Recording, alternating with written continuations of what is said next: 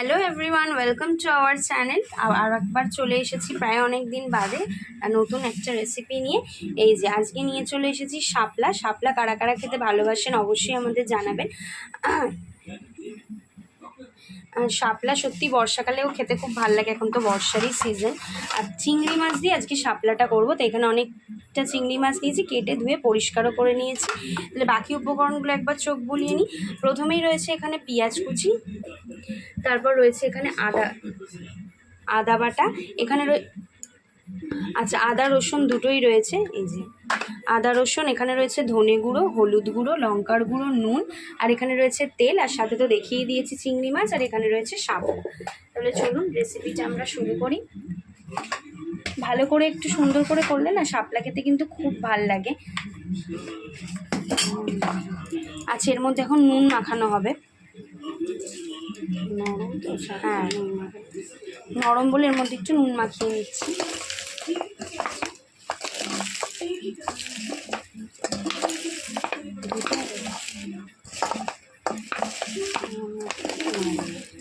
আচ্ছা, একটু নুন মাখিয়ে দিচ্ছি ভালো করে চটকে চটকে। আমরা থোড় এরকমভাবে নুন মাখাই না, সেরকমভাবে নুন মাখাচ্ছি যাতে একটু নরম হয়। নুন তো যে কোনো জিনিসকে নরম করে।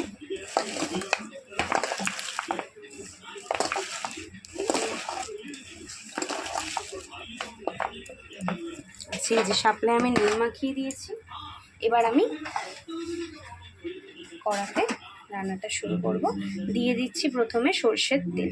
এভাবে প্রথমে নুন মাখিয়ে রাখলে না খুব ভালো হয়, ওই জন্য নুনটা মাখিয়ে আমি সাইড করে রেখেছি শাপলাটা। এই যে এখন আমি এখানে রেসিপিটা শুরু করব।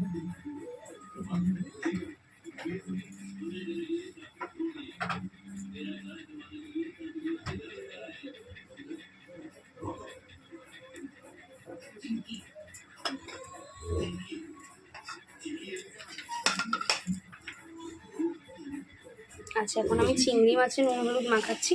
চিংড়ি মাছটা এখন ভাজবো। চিংড়ি মাছ অনেকেই ভালোবাসেন, আমার তো ভীষণ প্রিয়। এই ভাজা হলেই আমি খেয়ে নিই বলতে পারি, মানে এত প্রিয় আমার। আর চিংড়ি মাছ এমন একটা মাছ না, যে কোনো তরকারিতে শাক পাতা যে কোনো মানে যে কোনো ধরনের তরকারিতে দিলেই না দারুণ টেস্ট হয়।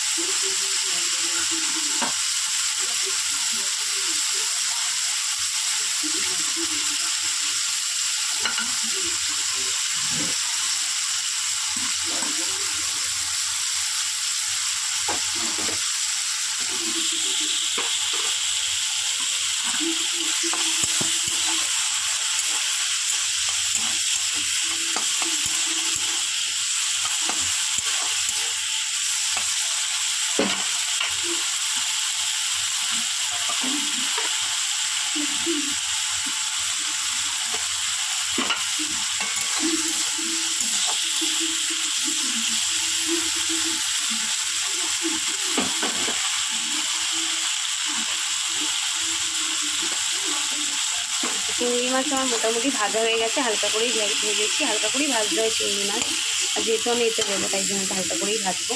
তুলে নিলাম চিংড়ি মাছগুলো।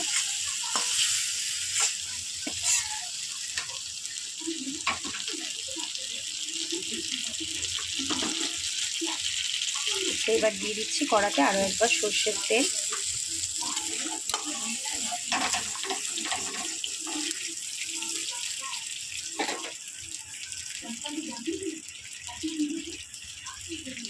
আচ্ছা, দিয়ে দিচ্ছি কড়াতে কালো জিরে।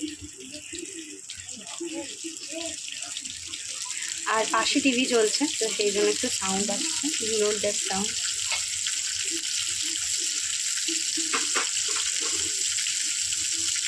আচ্ছা, এবার দিয়ে দিচ্ছি পেঁয়াজ কুচি।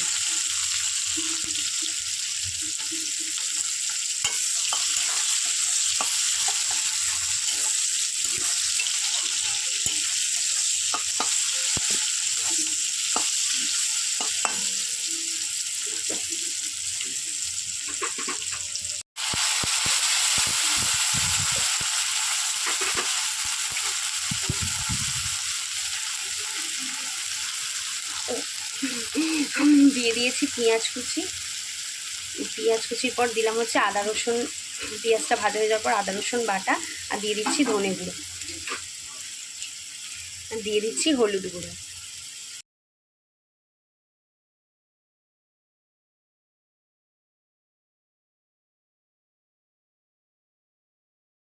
তারপর হচ্ছে আদা রসুন বাটা সব দিয়ে আমি পেঁয়াজের সাথে ভালো করে কিন্তু কষে নিচ্ছি। আর আমি এটাতে কিন্তু নুন দেবো না, কারণ আমি শাপলাতেই নুন দিয়ে মাখিয়ে দিয়েছি, যেটা আপনাদেরকে প্রথমেই দেখালাম।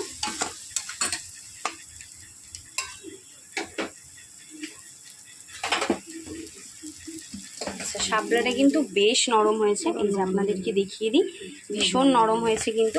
আর এভাবেই কিন্তু শাপলা করবার সময় আপনারা এই ট্রিকটা অবশ্যই অ্যাপ্লাই করবেন, মানে নুন দিয়ে মাখিয়ে রাখবেন, কাঁচা দেবেন না, তাহলে কিন্তু সেদ্ধ হতে সমস্যা হতে পারে।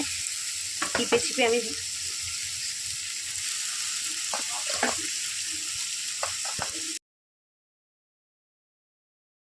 ওই মেখে রাখলে নরম হয় আর কি, নরমের জন্য চিপে চিপে আমি সবগুলো শাপলা দিয়ে দিলাম ওই মশলার সাথে কষবো।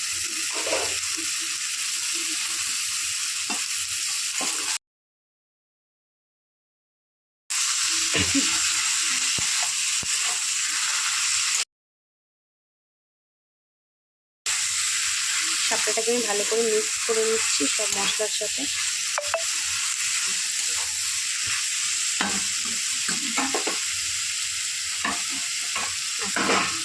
এবারে আমি দিয়ে দিচ্ছি ভেজে রাখা চিংড়ি মাছগুলো।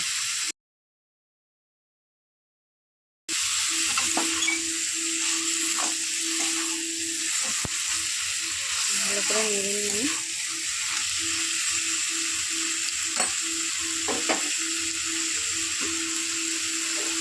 দিচ্ছি সামান্য একটু চিনি,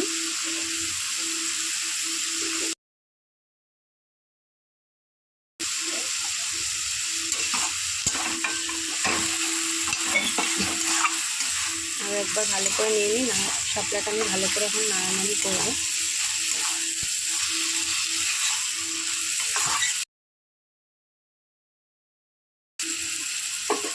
আচ্ছা, সামান্য একটুখানি জল দিচ্ছি, একদম অল্প।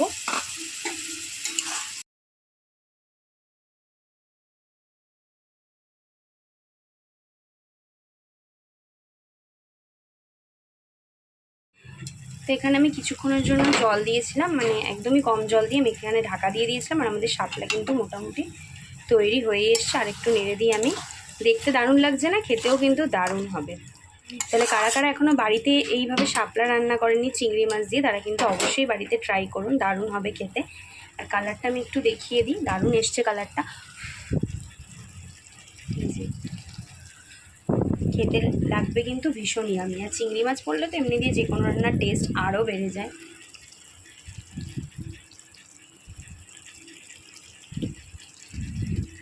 আমরা কিন্তু রোজই চেষ্টা করি আপনাদের জন্য এরকম ভিন্ন স্বাদের কিছু রেসিপি নিয়ে আসার জন্য। তো আমাদের সাথে থাকুন। এবং একটা বিষয় আমাদের অভিযোগ আছে, সেটা হচ্ছে অনেকেই সাবস্ক্রাইবার রিসেন্টলি তুলে নিচ্ছে, বুঝতে পারছি না কেন, কারণ আমরা তো মোটামুটি ভালো কন্টেন্টের রেসিপি আপনাদের সামনে তুলে ধরি। তো এরকম যারা করছেন তারা প্লিজ এরকম করবেন না, কারণ আমরা কিন্তু রোজই আপনাদের জন্য খুব ভালো ভালো রেসিপি নিয়ে আসার চেষ্টা করি, ভিন্ন স্বাদের রেসিপি নিয়ে আসি, ঘরোয়া রেসিপি, এবং ভবিষ্যতেও কিন্তু আরও ভালো ভালো রেসিপি নিয়ে আসবো। তাই জন্য আমাদের চ্যানেলটার অবশ্যই পাশে থাকুন। আর আজকে রেসিপিটা কিন্তু বলতে বলতে এখানেই শেষ করে দিচ্ছি। আর রেসিপিটা এখানেই শেষ। কীরকম লাগলো আমাদের শাপলার রেসিপিটা অবশ্যই কিন্তু কমেন্ট বক্সে জানাবেন। তাহলে আজকের রেসিপিটা এই পর্যন্তই। পরবর্তীতে আরও একবার দেখা হচ্ছে আমাদের চ্যানেলে এরকম অন্য স্বাদের রেসিপি নিয়ে। নমস্কার।